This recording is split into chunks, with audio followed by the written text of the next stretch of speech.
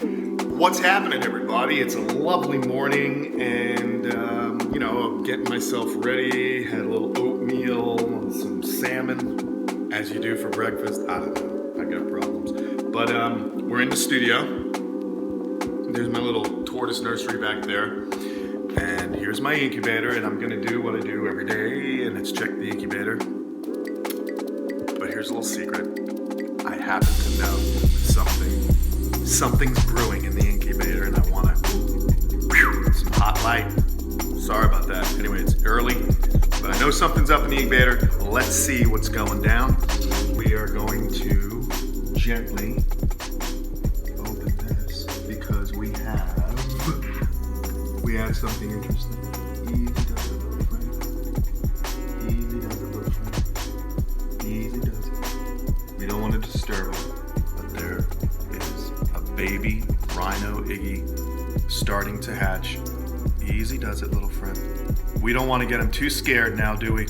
I don't want him to fly out of this egg, but it's a little Rhino Iggy. It's hatching. He's got all the spunk a Rhino Iggy should have. There's another egg in there, but I don't think that egg is any good. But there he is. Look at this beautiful baby Rhino Iguana hatching. A good portion of my life has been all about action, which still holds true. But now I pour all that time and energy into wildlife conservation, education, and the pursuit of knowledge. This is Kamp Kenan.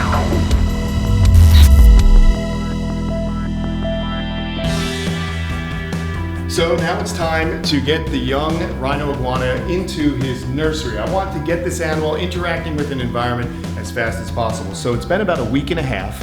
These guys usually won't eat for about 2 weeks after they hatch from the egg. Their yolk is sustaining them. So what we want to do is gently grab him. Oh, he's fast already.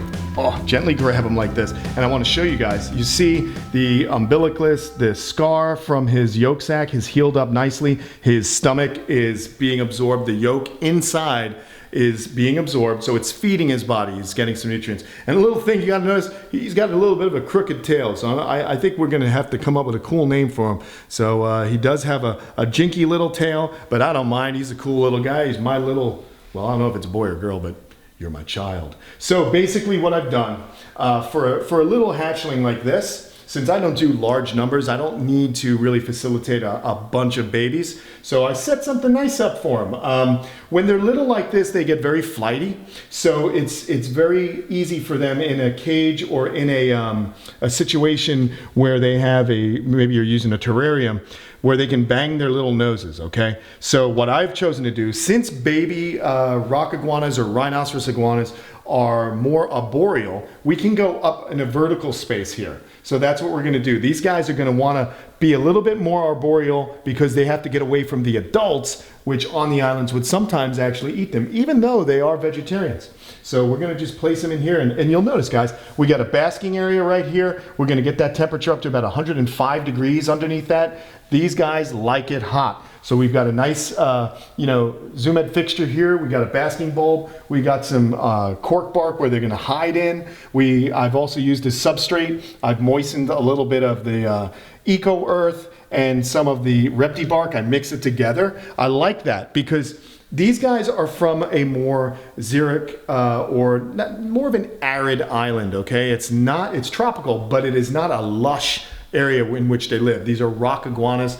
These guys like it a little bit drier. That being said, we want to have enough humidity that they can burrow into it when they need it, and that's what we've achieved here. So I moistened it, and I can do a little misting, but I want them to be able to dig. You know, I like that. I want this animal to feel comfortable. If it wants to dig a burrow, it can do that. We've got its water dish, and now basically I'm just going to let him go and just see what nature says where you feel comfortable. Go ahead, little one.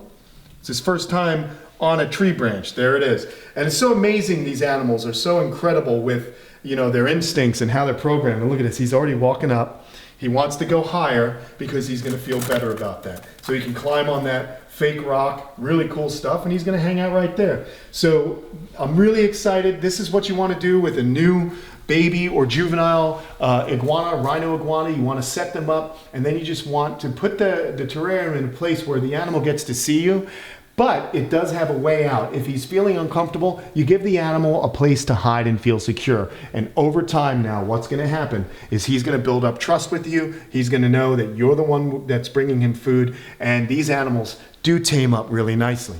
So that's how you would take care of a hatchling or very young rhinoceros iguana. Let's now go outside and we'll meet little Dave, who's a year old. I want to show you how I have him set up. And also, before I do, I want to mention also, if you plan on keeping these animals indoors all year round, make sure you have a UVB light. This is going to be very temporary, and we're going to get this guy outside as soon as possible because you guys know how I like to do it. I really enjoy that natural sunlight, and so do the reptiles. So we're heading outside now.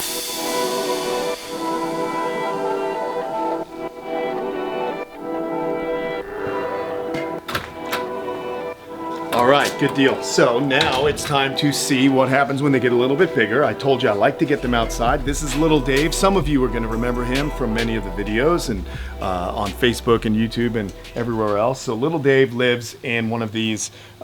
This is kind of the iguanarium.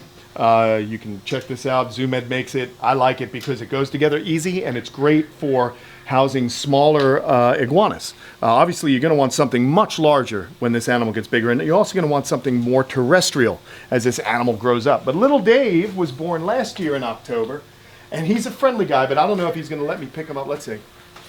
There we go. We got him. I got something. Oh, he's biting me. He always likes food, this little Dave of mine. And I named him Little Dave because when he was born, he had a problem with his yolk sac. It was infected, some kind of infection on him. And basically what had to happen is my friend Dave Hitzig from Bush Wildlife, we operated, removed all the kind of infected yolk. It was like a cottage cheese. It wasn't the right consistency. We removed it all, and for a long time, this little guy wasn't growing very quickly. He was living indoors.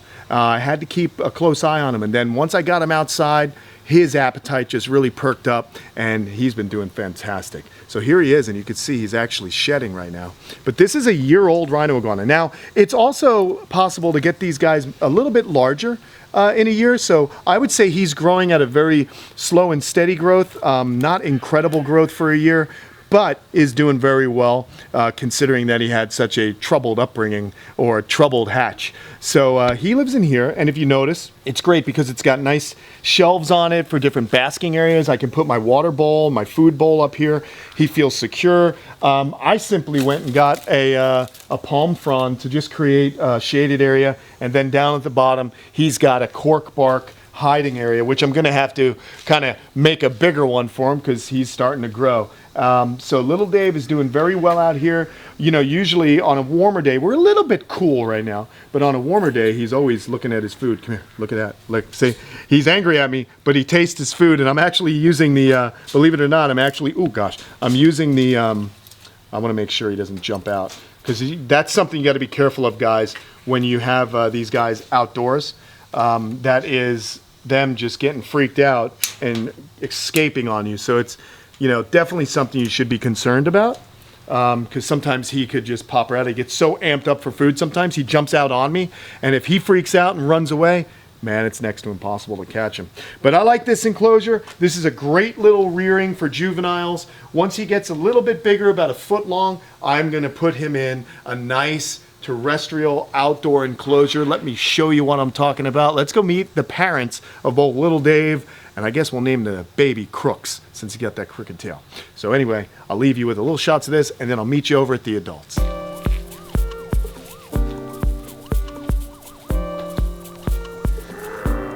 All right, so here we are at the adults. We got Petro and Petra, and I just wanted to, before I go in the enclosure, I wanted to show you, I have these heated shelters for them because in the winter we do get too cool for them to just be totally happy out here. So when it drops below 65 degrees, they also share this enclosure with some Greek tortoises. They come into here, and so there's a door. I can lock them in when it's really cold. I have a heating element right on the side, and it keeps it a nice comfortable temperature for them.